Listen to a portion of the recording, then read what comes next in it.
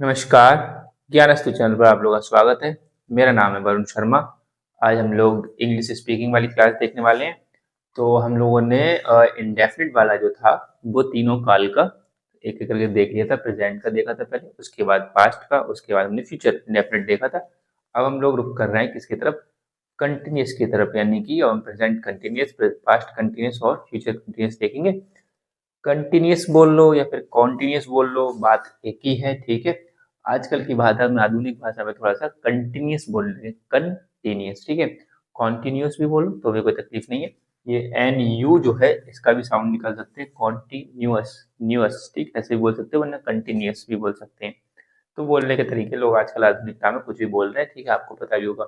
तो थोड़ा सा वर्ड पीते जाते चले हैं, वर्ड का जो साउंड है वो पी जा रहे हैं। तो ऐसे करके आपको अंग्रेजी सुनने को मिलेगी। तो आपको उसको समझ में आना चाहिए इसका मतलब क्या है। तो मैं कोशिश मेरी वही रहेगी जो आजकल आधुनिकता अंग्रेजी चल रही है, आधुनिकता वाली अंग्रेजी।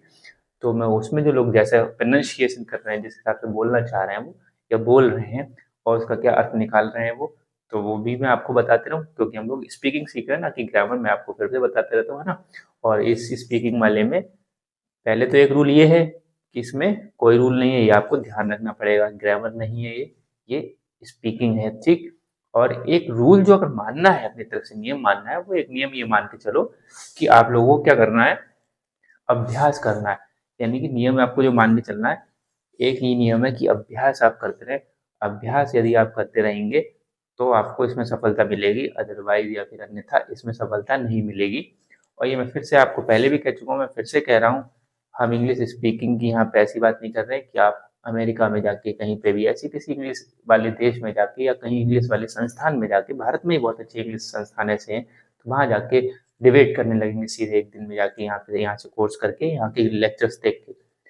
ऐसा कतई मैंने पिछली बार भी नहीं बताया था, अब भी नहीं बता रहा हूँ। इसका मतलब सिर्फ इतना ही है, आपको यहाँ से अभी सिर्फ अभी तौर पे पहले इतना ही आएगा कि आपको कोई इंग्लिश की बुक है, कोई इंग्लिश के आर्टिकल्स हैं, कोई, या फिर आपने जो गूगल पे कोई सर्च मारा, या फिर किसी भी सर्च इंजन पे आपने सर्च मारा, तो अधिकतर उसमें इंग्लिश में लिख के आते हैं आर्टिकल्स वगैरह। यदि आपने हिंदी में सर्च नहीं मारा है तब, तो अधिकतर हमें उसमें इंग्लिश में लिख के आते हैं। तो वो आपको पढ़ने में कोई दुविधा ना हो, उसमें आप सहज महसूस करें। या फिर आप कोई एग्ज़ाम दे रहे हैं, उस एग्ज़ाम में आपको हिंदी के साथ-साथ इंग्लिश का ट्रांसलेशन भी मिल रहा है, और इंग्लिश की और हिंदी की शब्दावली कई बार बहुत कठिन होती है। कई बार शब्दावली के हम लोग उन वर्ड्स, उनको शब्द को यूज़ नहीं करते दिन में, तो हमें उससे हम रूबरू नहीं होते, उससे हमें पहचान नहीं होती थी। तो हमें वो थोड़ा-सा कठिनाई महसूस देते हैं कि हमें समझ में नहीं आता इसका अर्थ क्या होगा। तो हम लोग थोड़ा अगर उस टाइम इंग्लिश की तरफ रुख करेंगे, तो इंग्लिश ज़्यादा हमें सहज महसूस होगी बतौर हिंदी के। अगर आपको, यदि हिंदी आपको अच्छी से आती है, हिंदी की शब्दावली से आप सहज महसूस करते हैं, तो फिर अच्छी बात है, तो क्या तकलीफ है। लेकिन फिर भी इंग्लिश सिर्फ भाषा के तौर पे हमें तो आनी चाहिए। हमें इंग्लिश का हौवा तो नहीं बनाना चाहिए, लेकिन इंग्लिश भाषा के तौर पे हमें ज़रूर आना चाहिए।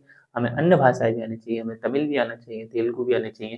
भाषा के तौर पे हमें ज्ञान हो तो हमें बहुत अच्छी बात है ये, कि जितनी भाषा का ज्ञान हो हमें अच्छी बात है। तो इंग्लिश हम भाषा के तौर पे लेके चलेंगे, और स्पीकिंग पहले का मतलब इतना ही देके चलेंगे कि आर्टिकल, कोई किताब, कोई एग्ज़ाम, उसमें हमें इंग्लिश दुविधा ना दे।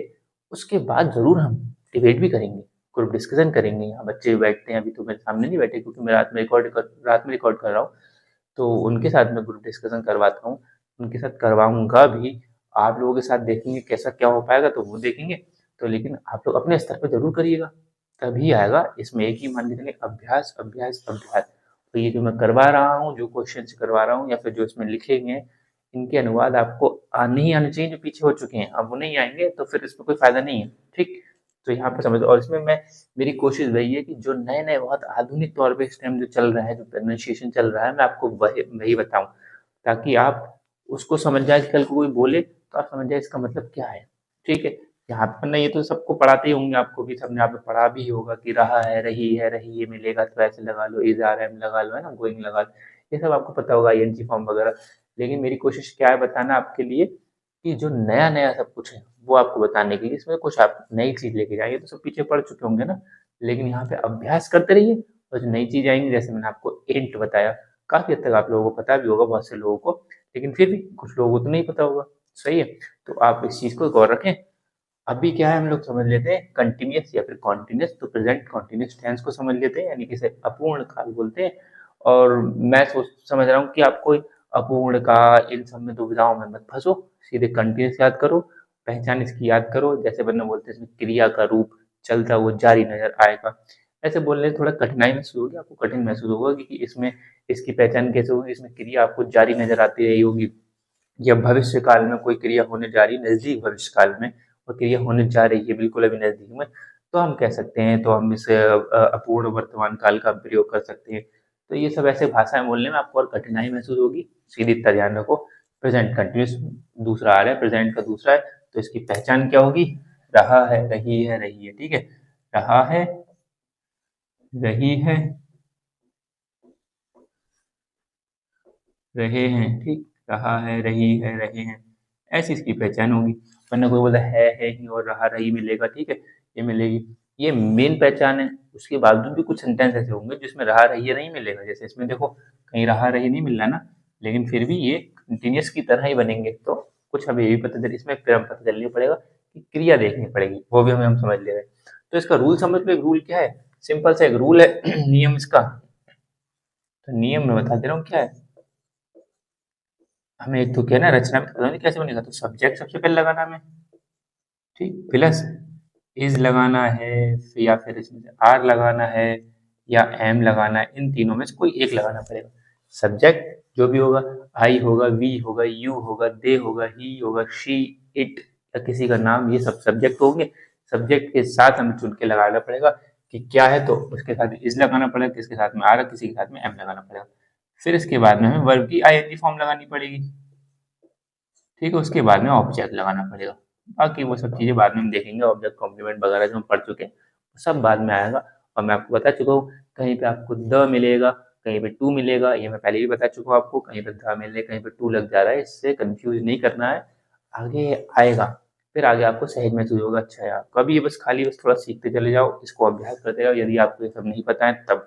और मेरी कोशिश, मैंने आपसे एक आध दो तीन चीज़ें अभ्यास, और एक चीज़ जो फॉर्म्स ऑफ वर्ब वाला चैप्टर है ना हर किसी ग्रामर किताब में, वो वर्ब से याद करते रहो कि इसको इंग्लिश में क्या बोलते हैं, इसको इंग्लिश में क्या बोलते हैं, वो आपके काम में आने वाली है, वो हम देखेंगे यहाँ पे अभी।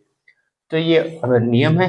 अब किस किस के साथ में लगेगा आपको पता ही है, ही है, शी है, या फिर इट है, या फिर किसी का नाम है, तो उसके साथ में आर किसके साथ में लगेगा, यू के साथ में लगेगा, है ना, यू के साथ में लगेगा, बी के साथ में लगेगा, दे के साथ में लगेगा, ये दे लिखा है मैंने, यू वी दे। और एम किसके साथ में लगेगा, आई के साथ में लगेगा, ठीक है। तो I, we, you, they, he, she, it, name, ये तीन जब पांच आ गए, तो इनके साथ में क्या लगेगा, इज आ रहा है, हम किसको ही चुन के लगाना पड़ेगा। तो अब आ जाओ बना लेते हैं थोड़ा सेंटेंस फटाफट जल्दी। मैं जा रहा हूँ, मैं सिंपल से स्टार्ट करता हूँ पहली बार में। तो क्या है, मैं जा रहा हूँ, तो मैं यहाँ पे सब्जेक्ट हो गया, तो आई, और यहाँ पे आई के साथ में एम लगेगा, तो आई एम, ठीक। और यहाँ पर जाने, जा रहा हूँ, जाना क्या हो गया, वर्ब की ING, going, I am going, ठीक।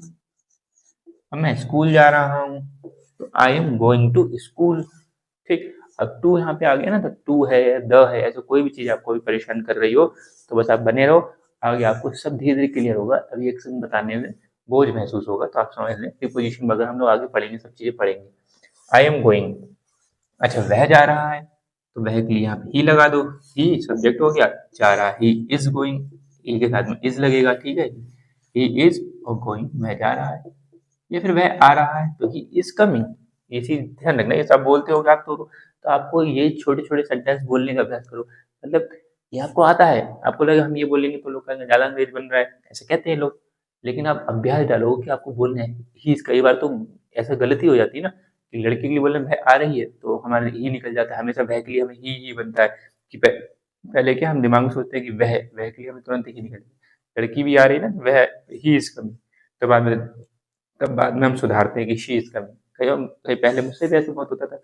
तो ये कि आप बोलने का अभ्यास करें, बार he is coming, she is coming, he is going, she is going, बार बार ऐसे अभ्यास लें। भले ही एक दो लोग आपको बोलेंगे ज्यादा अंग्रेज बनना है ऐसे करके, लेकिन ऐसे मन में बोल लो, ठीक है, या अकेले हो तो बोला करो ये, लेकिन अभ्यास डालो इन छोटे छोटे सेंटेंस से, फिर ताकि हम बड़े सेंटेंस तक बढ़ पाएंगे।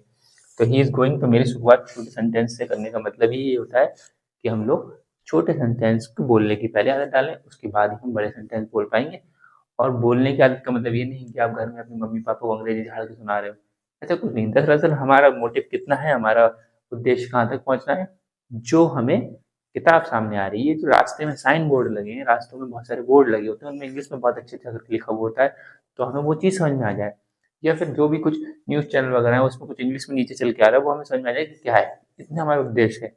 अंग्रेज नहीं बनना है, उसके बाद बनेंगे अंग्रेज, पहले इतना हमारा उद्देश्य है कि पहले हमें इतना समझ में आ जाया करे। ठीक है, तो इसलिए किसी के सामने अंग्रेजी नहीं झाड़नी है, अपने को बस आनी चाहिए भाषा, इतना ध्यान रखना चाहिए। अच्छा, ये हो गया। अब मैं अंग्रेजी सीख रहा हूँ, अब आप ही बोलोगे, तो मैं अंग्रेजी सीख रहा हूँ, तो मैं कौन हो गया? आई। तो आई के साथ में एम लगा दो, आई एम। अच्छा, मैं जाता हूँ, तो हूँ में कई कई बच्चे थे, एक दो बच्चे थे क्लास में पहले, वो क्या हूँ को देख के एम लगा रहे थे, हूँ के साथ में या मैं के साथ, आई के साथ में एम लगा रहे थे। मैं जाता हूँ, तो आई एम गोइंग यहाँ नहीं आएगा, आई गो, मैं जाता हूँ। ठीक है, एक बच्चे ने ऐसे कर लिया था, तो मैं आपको बताना चाह रहा हूँ, आप लोग तो शायद इस चीज़ से वाकिफ होंगे कि क्या आएगा यहाँ पे। आई एम क्या है, सीख रहा हूँ, तो सीखने को क्या बोलेंगे? Learn. I am learning, LEAR। ठीक है, लर्निंग। अब आपको ये बस ये वर्ब याद होने चाहिए, सीखने को क्या बोलेंगे, ठीक है, तो इसको लर्न बोलते हैं। ये वर्ब्स आपको याद होनी चाहिए, ये मैं बता रहा हूँ। आई एम लर्निंग, क्या लर्निंग? अंग्रेजी यानी कि English. I am learning English, capital E भी बना सकते हो, ठीक है, यहाँ पे I am learning English, full stop. मैं अब निकल रहा हूँ, ये तो आप लोग बोलते होगे, और मैं कोशिश मेरी, वही बार बार बता रहा हूँ, कोशिश मेरी क्या रहती है? उन सेंटेंसेस को लिखने की या उन वाक्यों को लिखने की जो हम दिनचर्या में बोल रहे हैं, और इसको मैं आपको बोल रहा हूँ, आप लोग इसको बार बार बोलेंगे सेंटेंसेस को, तो ये बात निश्चित है कि आपको अंग्रेजी जरूर आ जाएगी। ठीक है, कम से कम उतनी तो आ जाएगी जितनी हम बात कर रहे हैं बार बार, है ना। तो मैं अब निकल रहा हूँ, आप लोग दोस्तों बोलते हैं, कहते कहाँ रह गया, कहाँ? मैं निकल रहा हूँ, मैं निकल रहा हूँ, ऐसे बोलते हैं हम लोग। तो मैं अब निकल रहा हूँ, मैंने लोग लगा दिया यहाँ पे अब, इसकी जगह क्या लगा दो? बस मैं निकल रहा हूँ, ऐसे ही बोलते हैं, बस मैं निकल रहा हूँ। ठीक, तो इसलिए मैं बता दे रहा हूँ क्या बनाएंगे, तो मैं निकल रहा हूँ, मैं निकल रहा हूँ, ऐसे बोलते हैं, अरे मैं निकल रहा हूँ, ऐसे करके, तो इसको क्या बोलेंगे? मैं निकल रहा हूँ या मैं अब निकल रहा हूँ। तो पहले हम बनाते हैं इसके लिए जो लिखा है अब के साथ में, आई एम लीविंग। ठीक है, आई एम लीविंग मतलब छोड़ने की चीज, लीव मतलब क्या? छोड़ना, निकलना मतलब। I am leaving now, NOW now, I am leaving now, मैं छोड़ रहा हूँ, मैं निकल रहा हूँ, बस घर से निकल, अभी निकल रहा हूँ, बस आई एम लीविंग नाउ। और नाउ को हटा दो, तो आप क्या बोलोगे? आई एम लीविंग, मैं निकल रहा हूँ, मैं निकल रहा हूँ, I am leaving, I am leaving, I am leaving. अब आई एम को लोग कैसे लिख देंगे? इंग्लिश में कई बार लिखेंगे कैसे? आई ऐसे, यहाँ पे अपोस्ट्रोफी एल कॉमा लगाएंगे, एम लगाएंगे, आई एम लीविंग। ठीक, मैं नाउ नहीं लिख रहा हूँ इस टाइम, मैं इतना लगा रहा हूँ, आई एम लिविंग। और इसको बोलेंगे आई एम नहीं बोलेंगे, आई एम, ए पी जाएंगे, I am, I am living, I am living, am ऐसे करके बोलेंगे। आई एम अलग अलग नहीं बोलेंगे, I am living, I am living. ठीक है, तो मैं आपको बताना चाह रहा हूँ कि ऐसे बोलेंगे और आप भी ऐसे ही बोलेंगे, तभी अच्छा लगेगा, आई एम लिविंग। ठीक है, तो आई एम लिविंग, ठीक, आई एम लिविंग। तो वही बात है, तो समझ समझ में आया, लिविंग लिविंग बोलना, लिविंग लिविंग मतलब वही जीना, आई एम लिविंग, ऐसा सुना ही आएगा। ठीक है, तो इतना भी नहीं बोलना, आई am living, I am living, थोड़ा बड़ी की मात्रा का साउंड देना, लिविंग। बहुत देर तक ली मत करना, बस अर्थ समझना है। देखो, जो वार्ता चलती है हमारी उस चीज में, उसमें क्या है, अर्थ समझना होता है ज्यादातर, बाकी तो शब्दों पर उस टाइम गौर नहीं दिया करते हैं। जब हम लोग कोई शास्त्र वगैरह, कोई मैथमेटिकली या फिर साइंटिफिकली कोई बात करते हैं, तो उसमें शब्द बहुत मायने रखते हैं। अभी क्या है, और सबसे अच्छी बात क्या है स्पीकिंग में, आपको ध्यान रखना है, थोड़ा सा साहित्य की तरफ बढ़ जाए, कि जो भी चीज़ चल रही है चलन में, उसको हम सीख जाए। आई एम लिविंग बोलने लगे, हमें आ जाएगा। अच्छा, बस मैं निकल रहा हूँ, बस मैं निकल रहा हूँ, तो इसको क्या बोलोगे? जस्ट। बस को क्या बोले? Just, just I am living, just I am living. तो जस्ट लगा दोगे यहाँ पे, अगर आएगा कि बस मैं निकल रहा हूँ, तो just, JUST, just I am living. ठीक है, तो आई एम लिविंग। तुम ठंड से कब कपा रहे हो? ठंड चल रही है, तो ठंड चल रही है, इसमें क्या लगाएंगे?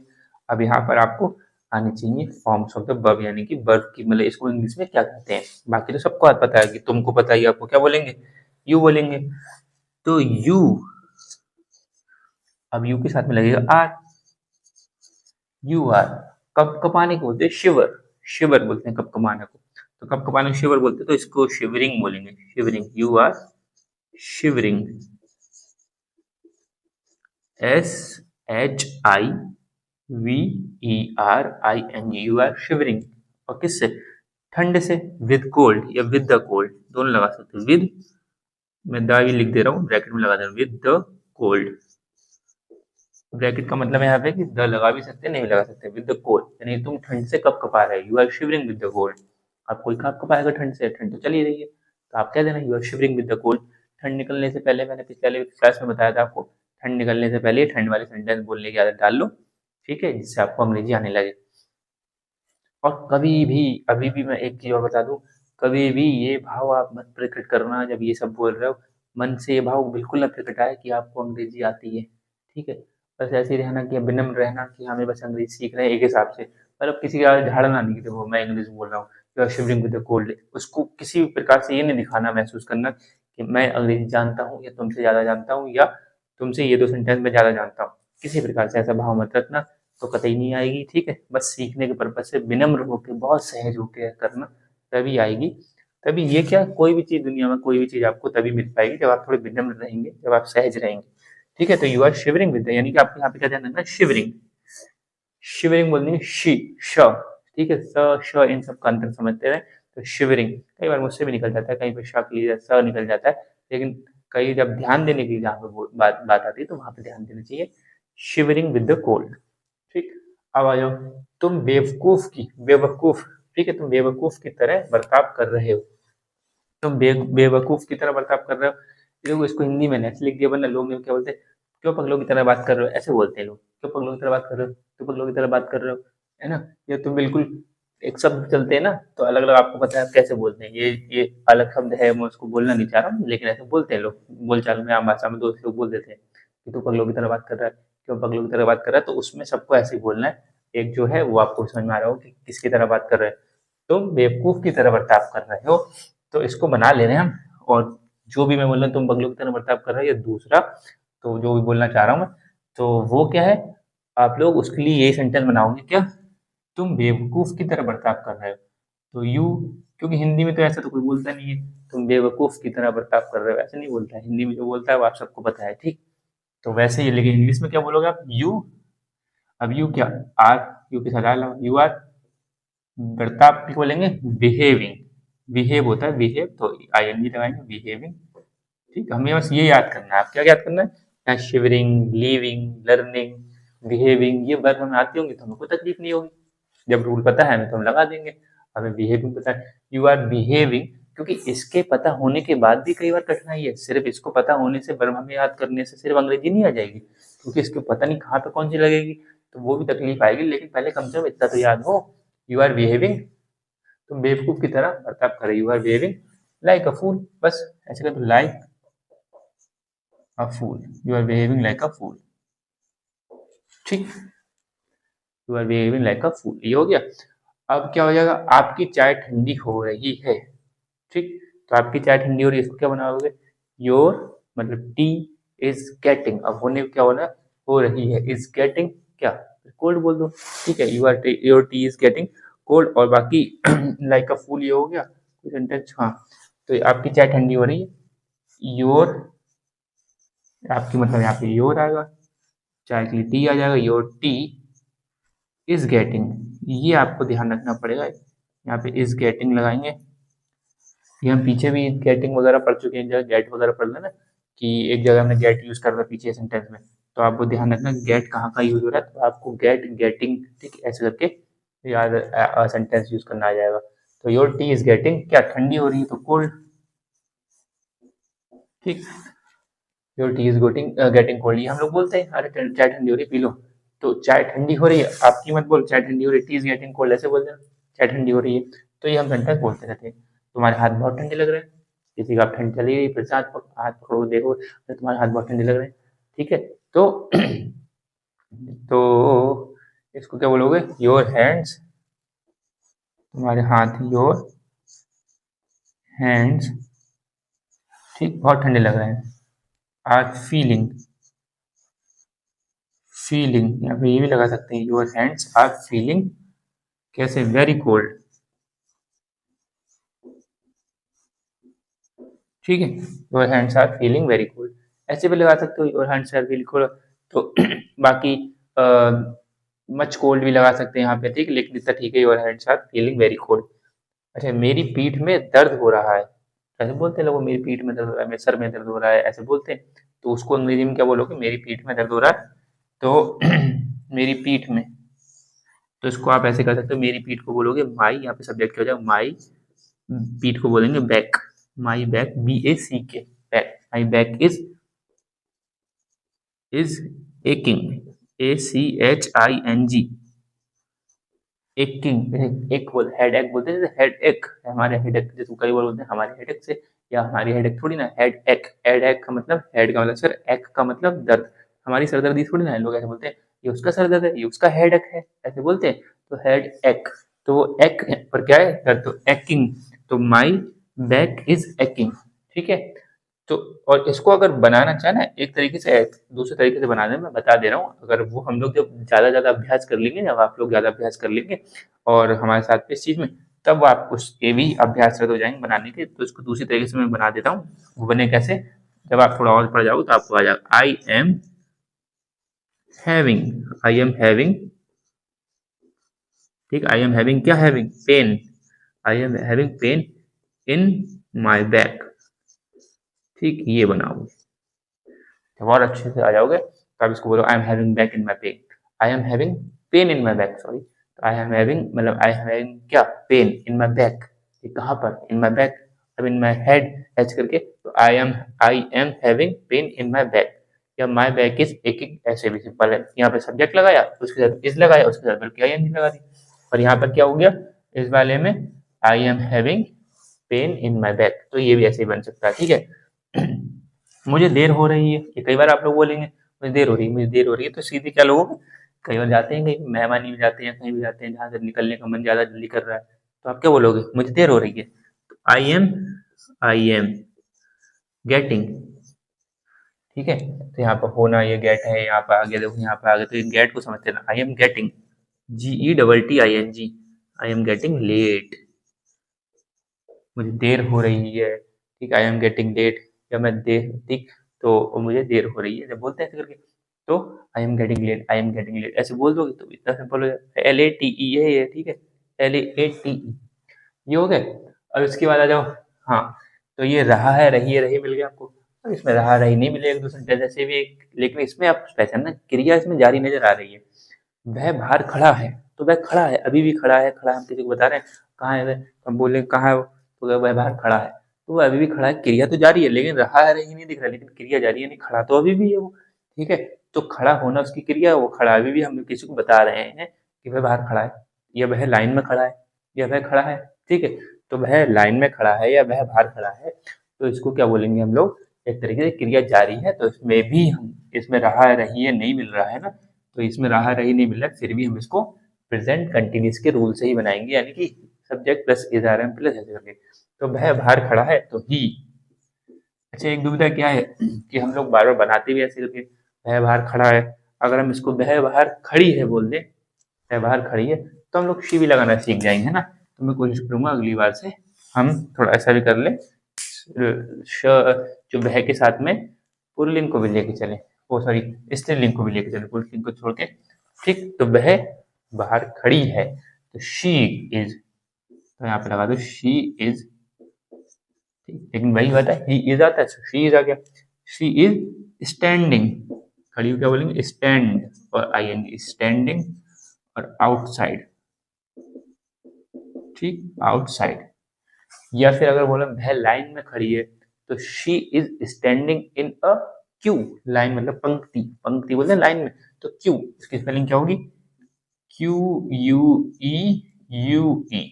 क्यू।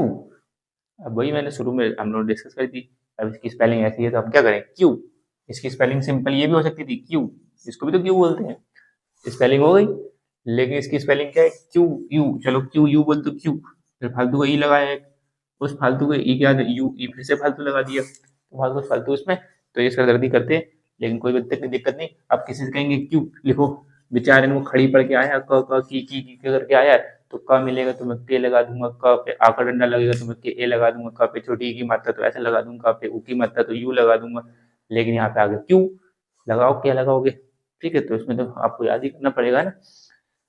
तो शी इज स्टैंडिंग आउटसाइड, या फिर she is standing in a Q, या इन अ लाइन, लाइन बोल दो, ठीक है, लेकिन कई बार आप तो लाइन बोल के चल दोगे, लेकिन कभी आप कहोगे हम तो लाइन बोल देंगे, she is standing in a line, हम क्यों बोलेंगे क्यू, लेकिन कोई सामने वाला क्यू बोलेगा तब क्या समझ में आएगा, क्यू क्या होता है पता ही नहीं, तो इसलिए क्यू की आदत तो डाल लो, क्यू का मतलब ये होता है चाहे आप भले ही लाइन बोलो हर बार, आप लाइन बोलो, ठीक। लेकिन क्यू का मतलब हमें आना चाहिए, तो इसलिए अब आना तभी जाएगा जब हम यूज़ कर लेंगे तो हमें आ भी जाएगा।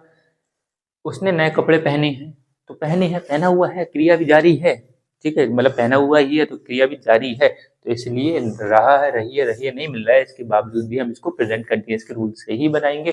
तो उसने नए कपड़े पहने हैं। अब उसने यहाँ पे लड़की को भी ले सकते हैं, यहाँ पे लड़के को भी ले सकते हैं, यहाँ पे इसमें पहचान नहीं हो रही कि इसमें लिंग कौन सा है, तो हम लोग मान के चल रहे हैं लड़की मान लें, तो लड़की मान लें शी इज, पहनना, कपड़ा पहनने को वियर बोलते हैं, ठीक है? तो she is wearing, wearing, WEARING, she is wearing, ठीक, क्या wearing? She is wearing new cloth, new cloth, new clothes, new garments भी बोल सकते हैं, कुछ लोग कहीं बोलते हैं क्लॉथ लगाओगे कहाँ पे, जो कपड़ा होता है, थान का कपड़ा होता है ना, जैसे वाले कट काट के निकालते हैं कपड़ा, उसको क्लॉथ बोलते हैं। और जो हम पहन पहन रहे हैं इस कपड़ों को, इनको गारमेंट्स बोलते हैं। तो she is wearing new garments भी बोल सकते हो, बल्कि उससे अच्छा लगेगा she is wearing new dress, ठीक? तो नए कपड़े पहने तो she is wearing new dress बोल दो, तो भी ज़्यादा अच्छा लगेगा, ठीक? कोई तकलीफ है नहीं क्लॉथ्स में बोलने में, ड्रेस बोलने में, लेकिन गारमेंट्स बोलने में थोड़ा अजीब लगेगा। अच्छा, इसमें भी देखो नहीं है कि वह मेरे साथ है, वह मेरे साथ है इसका मतलब क्या है? लेकिन मेरे साथ है ना, क्रिया तो अभी भी है, तो ये आपको ध्यान रखना पड़ेगा ऐसे सेंटेंस में, अगर क्रिया से पहचानना तो क्रिया जारी है इसमें, वह मेरे साथ है। अब इसमें वैसे ही बनाओगे तो आपको समझ में आ जाएगा कि रहा है, रही तो मिल नहीं रहा है, हम कैसे बनाएंगे इसको, लेकिन बनेगा कैसे? ही इज, तो ही के साथ में इज आता है, तो ही इज। अब इसमें यहाँ पे वो वाली क्रिया है नहीं कि क्या है, तो वह मेरे साथ खड़ा है, तो ही इज स्टैंडिंग, तो उसमें स्टैंडिंग मिस है, तो यहाँ पे जो वर्ब है वो मिस है, तो वर्ब को छोड़ देंगे यहाँ पे, तो वह मेरे साथ है, तो ही इज, वह है with me, he is with me. ऐसे तो बोलते हैं, किसी कौन बोलते हैं, अरे भाई मेरे साथ, he is with me, he is with me, फटाफट जल्दी जल्दी बोले, he is with me, he is कैसे बोलेंगे इसको, ऐसे करिए, he is with me, he is with me, comma लगा के ऐसा लगाया मैंने, ठीक, he is with me, he is with me, वह मेरे साथ है। तो पूछते वो लड़का, वो कहाँ है, अपने बच्चे का नाम पूछ के कोई माँ बाप पूछेंगे कहाँ है, तो वह मेरे साथ है। क्या बोलते हैं किसी के दोस्तों को, वह मेरे साथ है दोस्तों, वो मेरे साथ है, तो वो बोलते हैं कई बार, तभी वो का मतलब भी वही लगाएंगे कि लड़की होगी तो लगा दे शी इज विद मी। अब लेकिन यहाँ पर आप पूछोगे इसमें आईएनजी वाली बात नहीं है, तो अगर मान लो वह मेरे साथ खड़ा है, तो he is standing with me, ठीक है? तो ऐसे कर लो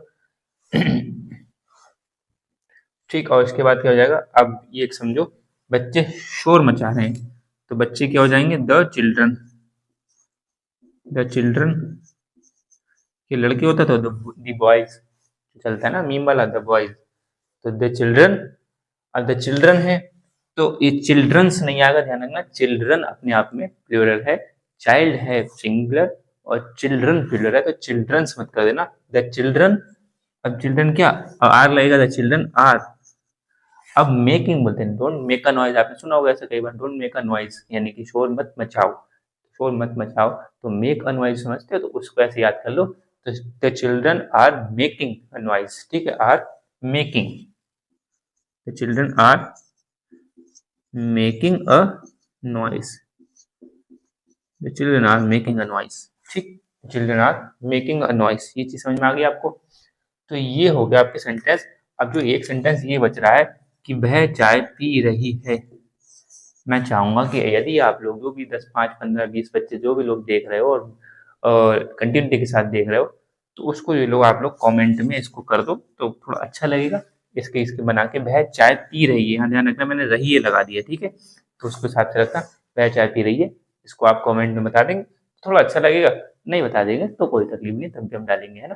तो ये आपके लिए होमवर्क में, तो आप इसको बनाएंगे कि वह चाय पी रही है, इसमें क्या लगेगा मुझे नहीं पता, आप लोग और प्लीज इसको गूगल वगैरह मत करिएगा, गूगल ट्रांसलेट करो आराम से आ जाएगा। अगर कोई तकलीफ हो रही है, पी रही है वगैरह में, तो आप फॉर्म्स ऑफ द वर्ब ढूंढना कि फॉर्म्स ऑफ द वर्ब इसमें क्या आएगा, पीने को क्या लगेगा, तब ढूंढना तो अच्छा रहेगा, वरना गूगल तो बता देगा, एक बार गूगल सबके बता देता, लेकिन गूगल आपको अंग्रेजी नहीं सिखाएगा, ध्यान रखना। अभी जेमिनी वगैरह सब चीज़ें आपके मोबाइल में आ गई होंगी, ये सब ऐसी चीज़ें हैं कि आपको बर्बाद कर देंगी, बहुत आपको आलसी बना देंगी, बहुत आपके दिमाग को पकड़ लेंगी, आपके दिमाग को वर्जिश नहीं करने देंगी बिल्कुल। तो आप फॉर्म्स ऑफ द वर्ब ढूंढना, तभी निकालना। जेमिनी मैंने देखा आपके वहाँ के मोबाइल में आ गया ना, अपने आप आ गया है, हम लोगों ने इंस्टॉल नहीं किया। जेमिनी बोलेंगे, जेमिनाई बोल रहे हैं, जेमिनाई जो भी बोल रहे हैं, है ना? तो वो आ गया मोबाइल में, जेमिनाई बोलने लगे, अब मैंने देखा नहीं उस चीज़ को ज़्यादा।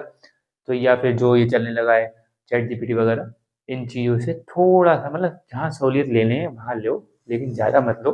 थोड़ा अपने जहाँ दिमाग का जो है उसको काबू मत होने दो इनके, बल्कि हम इनको कंट्रोल करेंगे, ना कि इनसे हम कंट्रोल होने वाले हैं डिवाइसेज़ से, ये आपको ध्यान रखना चाहिए।